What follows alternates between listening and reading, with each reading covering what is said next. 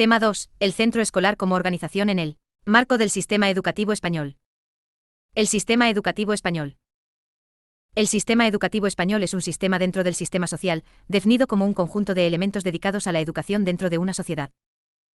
Los elementos del sistema educativo incluyen instituciones, organizaciones, agentes, normas, currículos, procesos, recursos y relaciones con el entorno. El sistema educativo está ordenado para contribuir al objetivo de prestar el servicio de la educación formal en el contexto de un Estado. La Ley Orgánica 3/2020, de 29 de diciembre, por la que se modifica la Ley Orgánica 2/2006, de 3 de mayo, de Educación, LOMLOE, define el sistema educativo español. Centros docentes. Régimen jurídico. Los centros docentes no universitarios tienen un régimen jurídico propio, regulado por la Ley Orgánica de Educación, LOE, y la Ley Orgánica Reguladora del Derecho a la Educación, LODE. La LOE ha sido modificada por la Ley Orgánica 8/2013, de 9 de diciembre, para la mejora de la calidad educativa, LOMCE, y posteriormente por la LOMLOE. Principios IFNES. Todos los centros educativos docentes deben orientar su actividad a plasmar los principios IFNES atribuidos al sistema educativo al que están vinculados. Enseñanzas impartidas. La LOE establece que el sistema educativo debe ofrecer un conjunto de enseñanzas, entre las que se encuentra la educación infantil.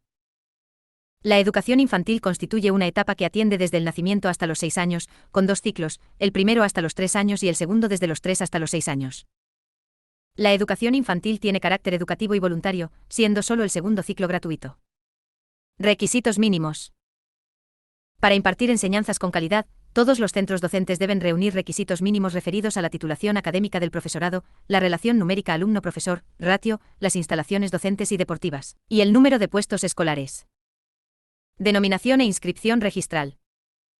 Los centros docentes deben tener una denominación identificativa, con la cual deberán quedar inscritos en un registro público de centros docentes.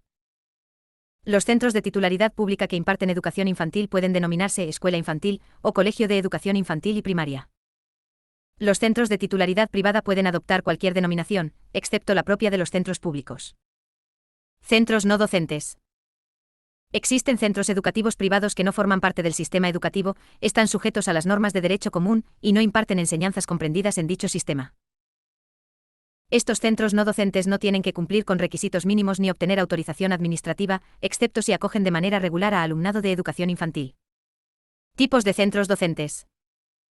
Los centros docentes se pueden diferenciar por su titularidad jurídica, públicos o privados, y por el origen y carácter de los recursos que aseguran su sostenimiento, centros privados que funcionan en régimen de mercado, centros concertados y centros públicos. Los centros públicos deben garantizar la neutralidad ideológica y el respeto a las convicciones de los padres, mientras que los centros privados pueden adoptar un carácter o proyecto educativo propio. Los centros concertados, al igual que los públicos, están sujetos a condiciones para atender al interés general, mientras que los centros privados no concertados tienen mayor autonomía. Autonomía y participación como principios de organización de los centros docentes.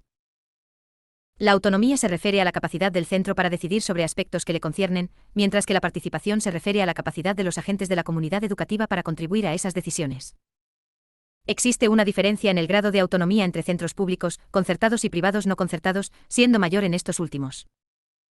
Todos los centros deben garantizar la participación de alumnos, padres, madres, tutores y profesores, si bien los centros privados no concertados no están obligados a adoptar las mismas garantías que los públicos y concertados. Estructura de los centros docentes. Los centros escolares cuentan con una estructura conformada por diferentes órganos a los que se asignan funciones. Los órganos de los centros públicos son: equipo directivo, órganos colegiados de gobierno, consejo escolar y claustro de profesores, y órganos de coordinación. Docente.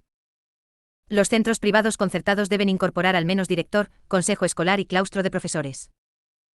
Los centros privados no concertados pueden establecer su propio régimen interno, sin que el régimen jurídico de los centros docentes establezca órganos prescriptivos para ellos.